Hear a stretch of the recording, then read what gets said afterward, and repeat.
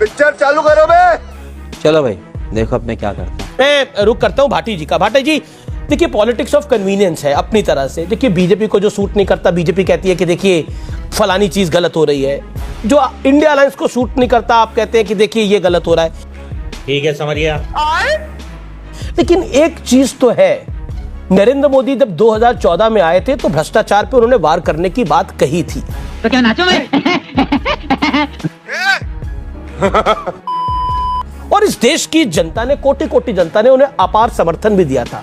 2019 में आए तो उन्होंने, मुझे उनकी रैली का एक बयान याद में आता है कि मैं इनको जेल की दहलीज तक ले आया हूं, मुझे एक मौका और दो, मैं जेल के अंदर लेके जाऊंगा और आपकी पाई पाई लौटाऊंगा। ये नरेंद्र मोदी ने भाषण दिया। तेरा तो गेम बजाना पड़ेगा। लेकिन आज जब सब जेल जा रहे हैं तो एक ही रोना हो रहा है। देखिए मोदी फंसा रहे हैं, ईडी फंसा रही है, सीबीआई फंसा रही है। रुक, तेरे को बताते तेरी माँ की। अभी मजा आएगा ना भिड़ो। चलिए शुरू करते हैं। कि देश बड़े अजीब दौर से गुजर रहा है। जो शहजाद भाई दल बदल पर सवाल उठा रहे हैं, जो खुद दल बदल के बीजेपी में आए।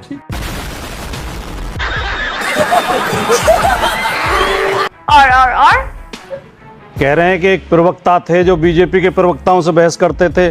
कुछ साल पहले ये भी बीजेपी के प्रवक्ताओं से बहस करते थे। आज आप आ गए तो दूसरा भी आ सकता है। Emotional damage.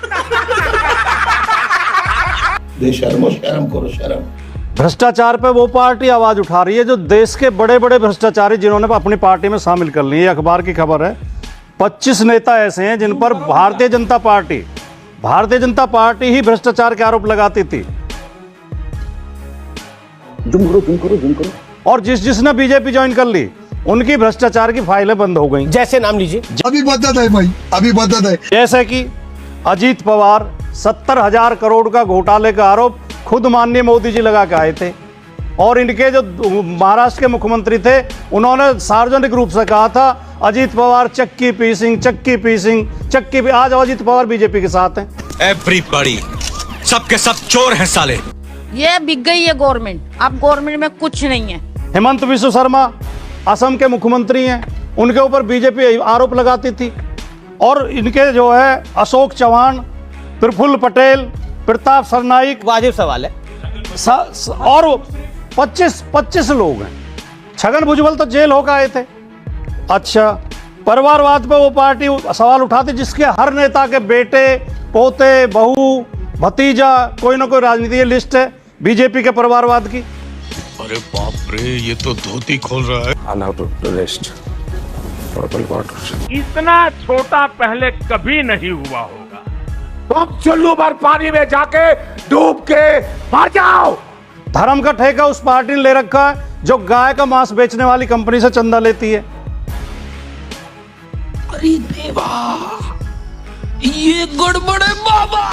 जो इलेक्ट्रोल बॉन्ड लेती है गाय का मांस बेचने वाली से, जो फर्जी जुआ खिलाने वाली कंपनी से चंदा लेती है, लॉटरी किंग से। हाँ, जुआ खिलाने वाली कंपनी से, जो दवाई बनाने वाली कंपनियों से मार्टिन से। जिन दवाइयों के सैंपल फेल हुए उनसे चंदा लिए, सैंपल पास कर दिए। कितने लोग मरे होंगे? बहुत गलत है, बहुत गलत है। दोस्ती बनी रहे, अपनी दोस्ती बनी रहे। साले तू थोड़ी मर्यादा रखिए।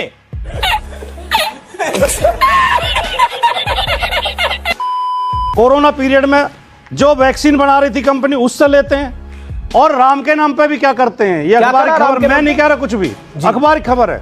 क्या खबर है? राम मंदिर का दर्शन, रामलला के दर्शन को आ रहे भक्तों से पग पग पर ठगी। ये अखबारों की खबरें हैं। हमारे माननीय प्रधानमंत्री जी जो बीजेपी के सबसे बड़े नेता हैं, वो खुद बताते हैं अपना जो व्यवहार, उनका तरीका है काम करने का। वो कहते हैं जब मुझे ट्रेन में सीट नहीं मिलती थी तो मैं ज्योतिषी बन जाता था, लोगों के हाथ देखने लगता था और मुझे फिर इज्जत से सीट दे देते। जो आदमी एक रेल की सीट के लिए ज्योतिषी बन सकता है फर्जी, वो देश की सीट के लिए, प्रधानमंत्री की सीट के लिए क्या कर सकता है? सोचने की बात। ठीक है। देश संकट में है।